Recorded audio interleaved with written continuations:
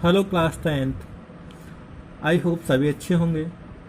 तो जैसा कि बेटा हमने प्रीवियस वीडियो में आपको जो आपके चैप्टर है ना, उसमें चैप्टर जो लाइफ प्रोसेस चैप्टर है उसमें आपके इन बिटवीन क्वेश्चन आते हैं, वो आपको करा रहे थे।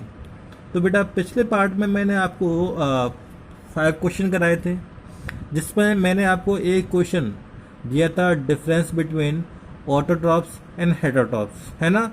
तो आई होप सब ने कर लिया होगा क्वेश्चन, क्योंकि बहुत ही ज़्यादा आपका सिंपल क्वेश्चन था, है ना। तो बेटा आगे आज की वीडियो स्टार्ट करते हैं हम लोग। क्वेश्चन नंबर 6 है आपका, where to plant get each of raw materials require for photosynthesis. देखिए जो आपके प्लांट्स होते हैं बेटा, जो अपना प्रत्येक जो रॉ मटेरियल होता है फोटोसिंथेसिस के लिए ज़रूरी होता है, उसको कहाँ से प्राप्त करते हैं, है ना, कहाँ से लेते हैं। तो देखिए इसमें आंसर देखते हैं हम लोग। इसमें answer, the following raw materials are required for photosynthesis. देखिए जो आपके जो कुछ रॉ मटेरियल्स होते हैं जो कि क्या होते हैं, फोटोसिंथेसिस के रिक्वायरमेंट होते हैं, उनके लिए ज़रूरी होते हैं, है ना। तो पहला इसमें the raw material CO2 enters from atmosphere through stomata. देखिए जो आपका रॉ मटेरियल है, सबसे पहले कार्बन डाइऑक्साइड, है ना, कार्बन डाइऑक्साइड है जो कि बेटा एटमॉस्फेयर से स्टोमेटा के द्वारा क्या करता है, एंटर करता है प्लांट, है ना। तो आगे देखिए सेकंड पॉइंट देखिए, water is absorb from the soil by plants roots. देखिए जो प्लांट्स रूट्स के द्वारा क्या होता है, जो वाटर होता है बेटा वो एब्जॉर्ब किया जाता है ना। अगला देखिए, अगला रॉ मटेरियल क्या है, sunlight is important for photosynthesis is captured by pigment chlorophyll. देखिए जो आपका जो प्लांट का जो ग्रीन जो आपका पार्ट होता है, जैसे लीव्स है ना, जैसे लीव्स हैं उनमें क्या होता है, क्लोरोफिल पिगमेंट होता है जो कि बेटा सनलाइट को कैप्चर करता है, वो जो कि क्या करता है, सनलाइट को कैप्चर करता है ना। तो बेटा आगे देखते हैं हम लोग इसमें question number 7, what is role of acid in our stomach. हमारे स्टोमक में जो आपका एसिड रिलीज होते हैं, उस एसिड्स का हमारे जो स्टोमक होता है उसमें क्या इंपॉर्टेंस होती है, क्या रोल होता है ना। तो बेटा सबसे पहले आपको बता देता हूँ कि जो हमारा स्टोमक होता है उसमें क्या होती हैं, आपकी कई सारी जो आपकी सेल्स होती हैं, जिससे क्या निकलता है, आपका जो आपका डाइजेस्टिव जूस निकलता है ना, डाइजेस्टिव जूस निकलता है। उस जूस में क्या होता है, आपका 3 टाइप के क्या होते हैं, आपके जो 3 टाइप के सेक्रेशन होते हैं। पहला आपका HCl, सेकंड है म्यूकस, और थर्ड है आपका पेप्सिन, है ना। क्या होता है बेटा, पेप्सिन होता है। आगे देखिए इसमें, the hydrochloric acid present in our stomach. देखिए हम कह सकते हैं, या तो हम कह सकते हैं जो आपका हाइड्रोक्लोरिक एसिड है वो हमारी जो स्टोमक है ना उसमें प्रेजेंट होता है, या फिर क्या रिलीज होता है ना। अब बेटा यहाँ पे देखिए, role of acid HCl in our stomach. क्या क्या रोल होते हैं हमारे स्टोमक के, है ना, सॉरी HCl के स्टोमक में, जो पेट में क्या क्या रोल होते हैं बेटा, देखते हैं इसमें क्या रोल होते हैं।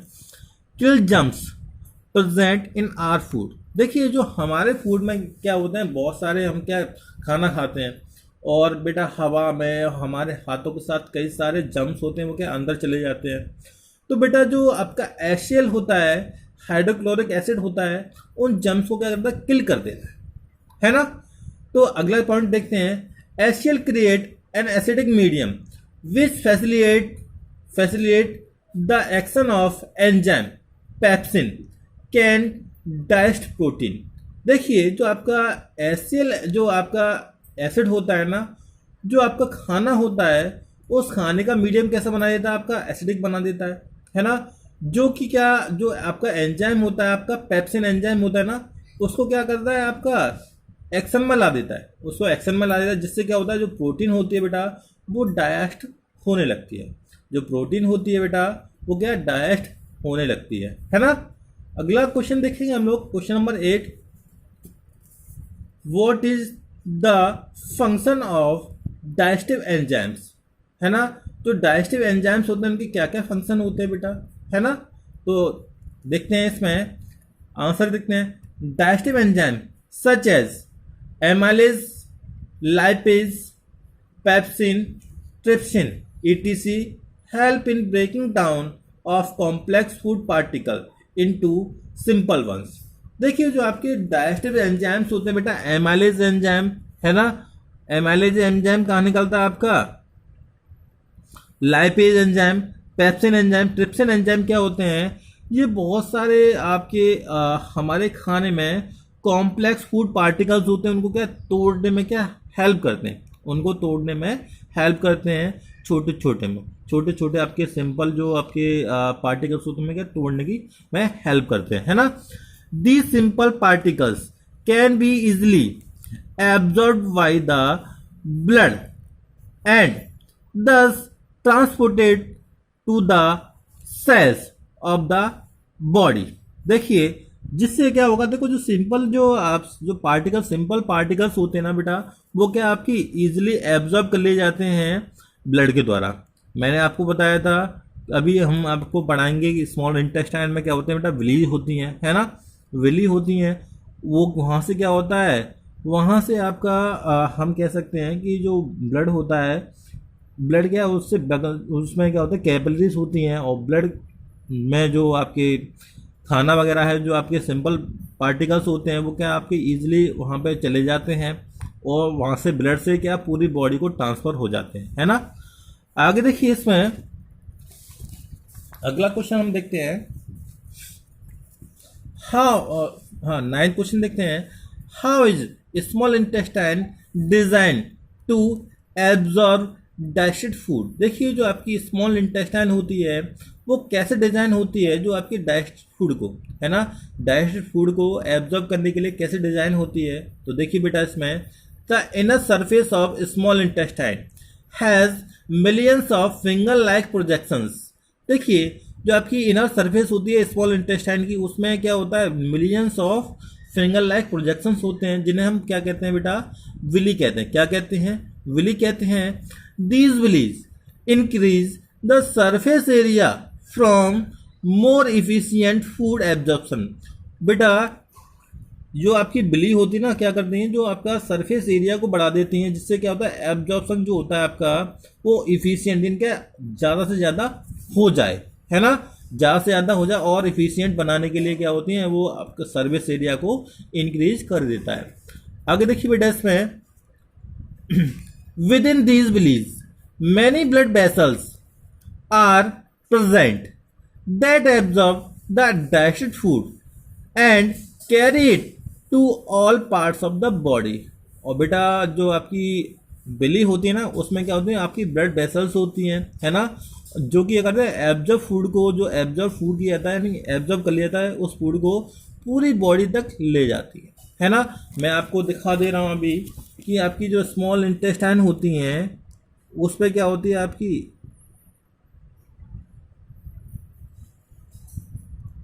ऐसी प्रोजेक्शंस होती हैं दोनों तरफ, है ना, जो कि क्या करते हैं बेटा सरफेस एरिया को क्या कर देती है, इंक्रीज कर देती हैं।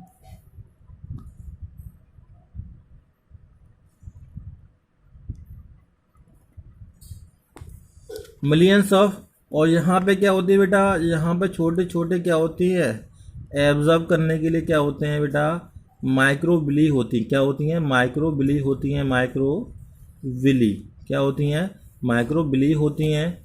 और ये क्या होती हैं आपकी विली, क्या होती हैं विली। अगर सिंगुलर बोलेंगे तो क्या होगा, सिंगुलर क्या हो जाएगा आपका विलस, विलस सिंगुलर, है ना।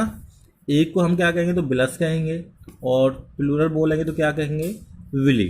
तो बेटा इसके पास क्या होती हैं बहुत सारी जो आपकी वेसल्स होती हैं, वेसल्स क्या करेंगी इस डाइजेस्टेड फूड को क्या ले लेंगे, अंदर ले लेंगे अपने इन माइक्रोविली की हेल्प से, है ना, अंदर ले लेंगे। तो जो ब्लड होता है आप सभी को पता है कि हमारी पूरी बॉडी में क्या होता है आपका फ्लो होता है, और पूरी बॉडी में जो आपका डाइजेस्टेड फूड है, जो स्मॉल इंटेस्टाइन का एक पार्ट ले लिया है बेटा हमने, है ना। तो यहाँ से एब्जॉर्ब होगा और जो आपकी पूरी बॉडी में क्या हो, ब्लड के साथ जो फूड है वो पहुँच जाएगा, है ना। तो आई होप समझ में आया होगा सबकी में। अगला है question number 10।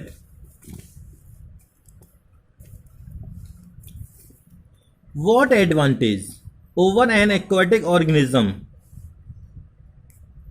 does a terrestrial organism have with regard to obtaining oxygen for respiration? देखिए रेस्पिरेशन के लिए जो आपकी एक्वाटिक ऑर्गेनिज्म की अपेक्षा जो टेरेस्ट्रियल जो आपका ऑर्गेनिज्म होते हैं, जो आपके स्थानीय जो आपके ऑर्गेनिज्म होते हैं, वो कैसे अच्छे होते हैं रेस्पिरेट जो आपकी कैसे जो आपका हम कह सकते हैं कि कैसे एडवांटेज होता है उनको, कैसे एडवांटेज होता है एक्वाटिक ऑर्गेनिज्म की अपेक्षा, है ना।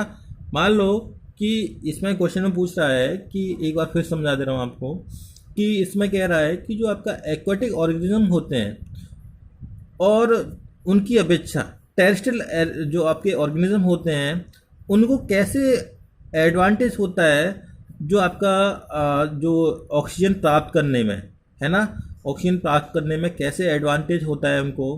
तो बेटा इसमें क्वेश्चन का आंसर देखेंगे। Since the amount of dissolve oxygen is very low compare to the amount of oxygen in the air. देखिए आप सभी को मैंने आपको बताया था जो आपके एक्वाटिक एनिमल्स होते हैं बेटा, वो क्या आपकी जो वाटर में घुली हुई ऑक्सीजन, जो वाटर में जो घुली हुई डिजॉल्व ऑक्सीजन होती है ना, उसको लेते हैं, है ना। तो जो पानी होता है उसमें ऑक्सीजन की मात्रा बहुत ही ज़्यादा कम डिजॉल्व होती है, कम घुली होती है ना। अपेक्षा किसकी अपेक्षा क्या होती है, कम होती है, जो आपकी एयर में जो ऑक्सीजन होती है। आप सभी को पता है कि एयर में क्या होती है 21% ऑक्सीजन होती है, वहीं आपकी वाटर में जो घुली हुई ऑक्सीजन होती है उसकी मात्रा क्या बहुत ही ज़्यादा कम होती है ना, बहुत ही ज़्यादा कम होती है। तो आगे देखते हैं, the rate of breathing in aquatic organism is much faster than terrestrial organism. बेटा जो एक्वाटिक ऑर्गेनिज्म होते हैं ना, उनकी जो ब्रीथिंग होती है वो क्या ज़्यादा फास्ट होती है किन की तुलना में, टेरेस्ट्रियल ऑर्गेनिज्म की तुलना में। जो टेरेस्ट्रियल जो ऑर्गेनिजम्स होते हैं उनकी तुलना में क्या होती है, बहुत ज़्यादा होती है। हम क्या 1 मिनट में 12 बार लगभग 12 टाइम्स सांस लेते हैं आपकी, है ना। वहीं आपके एक्वाटिक ऑर्गेनिजम्स होते हैं इससे उसकी कहीं ज़्यादा है, इनकी जो ब्रीथिंग रेट है ना वो क्या ज़्यादा है ना। Therefore, unlike aquatic animals, terrestrial animals do not show various adaptation for better gaseous exchange। देखिए हम कह सकते हैं इसलिए जो आपका टेरेस्ट्रियल ऑर्गेनिज्म होते हैं, एनिमल्स होते हैं, और जो एक्वाटिक एनिमल्स होते हैं उनमें क्या होता है, देखो जो आपके टेरेस्ट्रियल ऑर्गेनिज्म होते हैं उनमें गैसियस एक्सचेंज के लिए क्या होता है, आपका कई सारे एडाप्टेशन बन जाते हैं। जैसे हमें क्या है आपका ज़्यादा वर्क करना है तो हम क्या आपका एकदम ज़्यादा तेज से सांस लेंगे, है ना। वहीं आपका जो एक्वाटिक एनिमल्स में ऐसा कुछ नहीं होता है, वो उसी हिसाब से अपनी क्या करते हैं, एवरीथिंग करते रहते हैं, है ना। तो अगला क्वेश्चन है बेटा इसमें question number 11। What are different ways in which glucose oxidized to provide energy in various organisms? देखिए जो आपके अलग अलग प्रकार के ऑर्गेनिज्म होते हैं उनमें जो ग्लूकोज को ऑक्सीडाइज होने से क्या होता है, आपको एनर्जी मिलती है ना। एनर्जी मिलने के लिए जो अलग अलग ऑर्गेनिज्म होते हैं कौन कौन से अलग अलग तरीके हैं उनमें, है ना, कौन कौन से अलग अलग तरीके हैं, है ना, जिससे वो एनर्जी प्राप्त करते हैं। तो मैंने आपको रेस्पिरेशन में करवा दिया था वैसे भी, फिर मैं आपको एक बार बता दे रहा हूँ। यहाँ पे देखिए, यहाँ पे आंसर देखते हैं हम लोग। Glucose is first broken down the cell cytoplasm into 3 carbon molecule called pyruvate. देखिए जो ग्लूकोज होता है आप सभी को पता है, जो हमें खाने जो आपको एनर्जी प्रोवाइड करने वाले कौन कौन से आपके कंपाउंड्स होते हैं, कौन कौन से होते हैं, कार्बोहाइड्रेट और फैट। और बेटा जो कार्बोहाइड्रेट है ना आपकी कार्बोहाइड्रेट का सिंपल फॉर्म क्या होती है, ग्लूकोज होती है ना। कार्बोहाइड्रेट की सिंपल फॉर्म क्या होती है, ग्लूकोज होती है ना। तो बेटा ग्लूकोज क्या होता है, फर्स्ट क्या होता है, सेल के जो साइटोप्लाज्म होता है ना उसमें ब्रेक डाउन होता है उसका कार्बन मॉलिक्यूल, 3 कार्बन वाले मॉलिक्यूल, जिसे हम क्या कहते हैं, पायरुवेट कहते हैं, है ना। Pyruvate is further broken down in following veg provide energy. और जो आपका पायरुवेट होता है वो क्या आपका लगातार टूटकर, लगातार क्या है, ब्रेकन डाउन होकर क्या होता है आपका डिफरेंट तरीके से एनर्जी प्रोवाइड करता है। देखिए जो कि आपको सभी को पता है कि ऑर्गेनिज्म क्या होते हैं, सेल के बने होते हैं और सभी को क्या है एनर्जी की रिक्वायर्ड होती है। तो एनर्जी की रिक्वायर्ड के जो आपका ग्लूकोज का जो ब्रेकडाउन होता है ना उससे मिलती है ना। जो ऑक्सीजन की प्रेजेंस में हम कह सकते हैं, या फिर हम कह सकते हैं कि जो ग्लूकोज का ब्रेकडाउन से क्या मिलेगी, एनर्जी मिलेगी, है ना। तो बेटा देखिए यहाँ पे मैंने आपको ये बता दिया है। देखिए ग्लूकोज क्या है, 6 कार्बन वाला मॉलिक्यूल है। ये कहाँ हो रहा है, इन साइटोप्लाज्म, किसके में, सेल के में। यहाँ मैं ये लिखना चाह रहा था आपके लिए, ये मैंने थोड़ा सा इसके लिए क्या होता है, नॉट रिक्वायर्ड O2। यहाँ पे क्या O2 की ज़रूरत नहीं होती है, O2 की ज़रूरत नहीं होती है ये प्रोसेस होने के लिए। तो बेटा ये क्या होता है, थ्री कार्बन मॉलिक्यूल वाले क्या पायरुवेट में क्या डिवाइड हो जाता है और यहाँ से क्या हल्की मात्रा में एनर्जी मिलती है। यहाँ से क्या है, सेल को हल्की मात्रा में एनर्जी मिलती है। अब बेटा जो पायरुवेट होता है वो अलग अलग ऑर्गेनिजम्स में अलग अलग तरह से टूटता है ना। तो बेटा सबसे पहले हम देखते हैं ईस्ट जो आपका फंगस होता है ना, मैंने आपको पढ़ाया था ईस्ट, जिससे क्या होता है फर्मेंटेशन वाली प्रोसेस होती है। तो बेटा ईस्ट में जो आपका पायरुवेट होता है किस में टूटता है, किस में ब्रेक डाउन होता है, एथेनॉल में, है ना, कार्बन डाइऑक्साइड में और एनर्जी में, है ना। और बेटा ये एथेनॉल होता है बेटा 2 कार्बन वाला मॉलिक्यूल होता है। देखिए यहाँ पे 2 कार्बन ये हो गए, 1 कार्बन ये हो गया, 3 कार्बन हो गए कि नहीं हो गए, है ना। अगला देखिए बेटा इसमें इन मसल्स है। देखिए मैंने आपको रेस्पिरेशन पढ़ाया था, तब भी मैंने आपको बताया था कि जब क्या होता है कि जब खिलाड़ी वगैरह या फिर कोई ज़्यादा हार्ड वर्किंग पर्सन है वो क्या लगातार मेहनत करता रहे तो उसकी बॉडी में जो ऑक्सीजन की सप्लाई है वो कम हो जाती है, जिसकी वजह से क्या होता है जो मसल्स होती हैं उसमें एक रेस्पिरेशन होता है। किस टाइप का रेस्पिरेशन होता है आपका, एनाएरोबिक रेस्पिरेशन होता है ऑक्सीजन की कमी के कारण, है ना। तो जो पायरुवेट होता है उन सेल में क्या होता है आपका लैक्टिक एसिड में टूट जाता है और थोड़ी मात्रा में क्या बनती है बेटा, एनर्जी मिलती है। आपने देखा होगा जो खिलाड़ी वगैरह होते हैं जो आपकी क्रिकेट वगैरह जहाँ बहुत सारे खेल खेलते रहते हैं, एकदम से उनके पैर में क्रैम्प्स आ जाते हैं। तो बेटा किसकी वजह से होते हैं, क्योंकि उनकी बॉडी में ऑक्सीजन की प्रॉपर सप्लाई नहीं हो पाती, जिसकी वजह से लैक्टिक एसिड का फॉर्मेशन होता है। लैक्टिक एसिड की वजह से बॉडी में क्रैम्प्स आना स्टार्ट हो जाते हैं, है ना। आगे देखिए बेटा इसमें सबसे ज़्यादा हमारे लिए इम्पोर्टेंट ये वाली प्रोसेस है जो क्या आपकी बॉडी में होती है। देखिए इन माइटोकॉन्ड्रिया देखिए जो आपका पायरुवेट होता है ना बेटा, जो पायरुवेट होता है किस में टूटता है, कार्बन डाइऑक्साइड में टूटता है, ब्रेक डाउन होता है, वाटर में टूटता है और क्या है इससे कई बहुत सारी एनर्जी मिलती है ना, एनर्जी मिलती है। इसी एनर्जी का यूज़ हम क्या है जो वेरियस जो एक्टिविटीज़ होती हैं उसमें यूज़ करते हैं। तो बेटा आज की वीडियो में इतना ही।